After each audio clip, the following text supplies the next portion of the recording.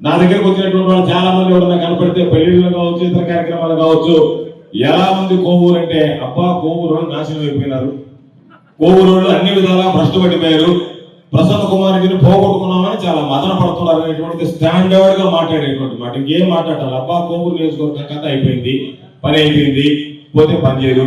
ఈరోజు మీరు ఇంటికి వస్తే మిమ్మల్ని కూర్చోబెట్టి మీ సమస్యను అడిగి, మీ సమస్య అవుతుందా కాదా అనేటువంటిది పక్కన పెడితే, దానికోసం నేను మాట ఇచ్చుకున్నాను, అది జరగాల్సిందని చెప్పి మొండిగా పోరాడేటువంటి వ్యక్తి ఉన్న ఈ జిల్లా రాజకీయాల్లో ఉన్నాడంటే అది ప్రసన్న ఒక్కడైనటువంటి విషయం. మా దగ్గర ఏదో డబ్బు ఉంది కదా, 10 రూపాయలు ఖర్చు పెడతాము, దాని ప్రకారం మరలా ఈసారి ఇంకొంచెం ఎక్కువ ఓట్లు పెడతాము అని అంటే ఈరోజు అది అక్కడికి ఆగిపోతుంది.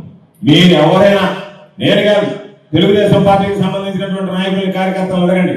మీరు గతంలో వైఎస్ఆర్ కాంగ్రెస్ పార్టీలో ఈ కోవూరు నియోజకవర్గంలో ఉండేటువంటి చోటా మోటా నాయకుల దగ్గర నుంచి, సాధారణ ప్రజల దగ్గర నుంచి, కార్యకర్తల వరకు నేరుగా ప్రసన్న దగ్గరికి ఎంత చదువుగా పోగలిగారు? ఈ రోజు మీరు ఎవరన్నా పోయి పనిచేయించుకునేటువంటి పరిస్థితి ఉందా? రాజకీయ నాయకుడికి కాంట్రాక్టర్ ఉండే తేడా ఏంటంటే, కాంట్రాక్టర్ పెద్ద వర్క్ తీసుకుని సబ్ కాంట్రాక్టర్ ఇస్తాడు ఎవరికొకటి.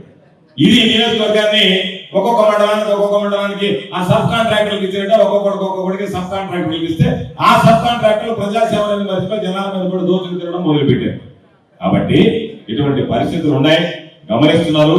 నియోజకవర్గ అభివృద్ధి వెనకపోయింది, చంద్రబాబు సంక్షేమం మూసేలేదు. ఇటువంటి పరిస్థితుల్లో నేను మిమ్మల్ని అందరినీ కోరుకునేది, మీరు బూత్ లెవెల్ ఏజెంట్ గా పనిచేయండి, స్థానికంగా ఉండేటువంటి నాయకులు సహకరించండి, బూత్ లెవెల్ ఏజెంట్ కదా బాధ్యతను ఆలోచించండి.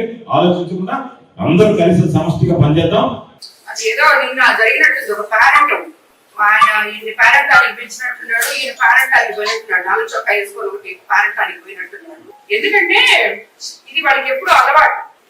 అతను ఓడిపోయిన తర్వాత మనుషుల్లో తిరగడు, ఎప్పుడో 3 మెరుపు టీగలాగా 3 నెలలకు 6 నెలలకు వచ్చి కనిపించేసిపోతుంటాడు. అలాంటప్పుడు అతను ఒక్కడే కాన్స్టిట్యూన్సీలోకి రాలేకుండా ఎవరో ఒకరిని పేరెంట్ అని తీసుకోపోవాలి. సో ఈయన పిలుస్తాడు, ఈయన జిల్లాలో ఇంకెవరు పిలవరు, ఆయన అక్కడే పిలుస్తున్నాడు. మిగతా కాన్స్టిట్యూన్సీలో పాపం ఎవరు పిలవడు అన్నారు. ఇంతసేపు సర్వేపల్లిలో మాట్లాడతాడు, అలసిపోతున్నాడు. సో కొంచెం చేంజ్ కోసం కోవూరికి పిలిచిందే తడుగా పోయినట్టున్నాడు. ఇంకా పిలిస్తే పోకపోతే బాగుండదని పోయినట్టున్నాడు. పోతే అక్కడ మైక్ తీసుకుంటే మాట్లాడకపోతే బాగుండదు కదా, సో మాట్లాడినట్టున్నాడు. వాళ్ళకి తెలియదు ఏంటంటే నిజంగానే కోవూరు ప్రజలు చైతన్యవంతులు అని చెప్పి నిరూపించుకొని 2.5 సంవత్సరం ముందే చదివి కొట్టారు. కోవూరు నుంచి 55,000 మెజార్టీతో నన్ను గెలిపించి ఇప్పుడు ఏ విధంగా అన్ని దగ్గర 7,000 కొద్దిమంది దగ్గర అక్కడ వచ్చింది. కానీ ఈ కోవూరులో 6 సార్లు ఎమ్మెల్యే అయిన ఇతన్ని ప్రజలు భరించలేక ఇంకా నువ్వు పోయినా నాయన నువ్వు వద్దు అని చెప్పి పంపించారు. ఈ రోజు మళ్ళీ నువ్వు పెట్టుకో, సర్పంచ్ ఎలక్షన్ లో పెట్టుకోవద్దని ఎవరు చెప్పారు? పోటీ పెట్టుకో.